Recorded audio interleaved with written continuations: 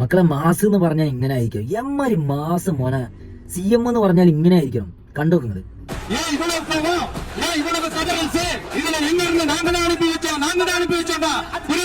இப்பவும் சொல்றேன், மக்கள் பணத்துல இருந்து ஒரு பைசா கூட தொட மாட்டோம், தொடவும் விட மாட்டோம், தொட்டா விட மாட்டோம், இதுக்கு முன்னாடி தொட்டவங்களையும் விட மாட்டோம். സത്യം പറയാനുള്ള ഒരു രക്ഷയില്ല പറഞ്ഞ ഒരു രക്ഷയില്ല. എമ്മാരി മാസാണ് മക്കളെ. ഞാൻ ആദ്യം പറഞ്ഞില്ല, അണ്ണന് പൈസക്കാണെങ്കിൽ സിനിമയിൽ തന്നെ നിന്നാൽ മതി, അതിന്റെ ആവശ്യമില്ല. എന്തിനാണ് അണ്ണൻ വന്നത് ജനങ്ങൾക്ക് വേണ്ടി നല്ലത് ചെയ്യാൻ വേണ്ടി മാത്രമാണ്. അത് മാത്രമല്ല, ഗവൺമെന്റിന്റെ ഖജനാവിൽ നിന്ന് കൊള്ളയടിച്ച പൈസ തിരിച്ച് വെപ്പിച്ചിട്ട് അണ്ണന് അടുത്ത പരിപാടി നോക്കുള്ളൂ മക്കളെ. ഇതാണ് ഇവിടെ പറയുന്നത്. എന്നാ അതേപോലെ തന്നെ പറയണ്ട്,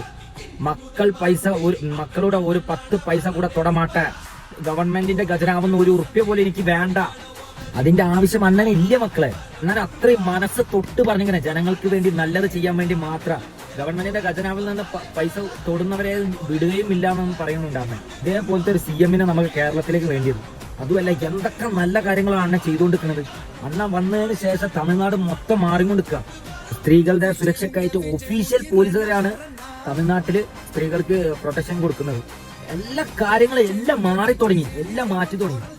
തമിഴ്നാട്ടിലുള്ള പോലെ തന്നെ എങ്ങനെങ്കിലും നമ്മളെ കേരളത്തിലെ വിജയണ്ണ എങ്ങനെങ്കിലും വരണമെന്ന് ആഗ്രഹിക്കുകയാണ്. കാരണം ഇപ്പോൾ നമ്മുടെ കൊല്ലത്തും എറണാകുളത്തൊക്കെ ഏകദേശം പാർട്ടീസ് തുടങ്ങിയിട്ടുണ്ട്.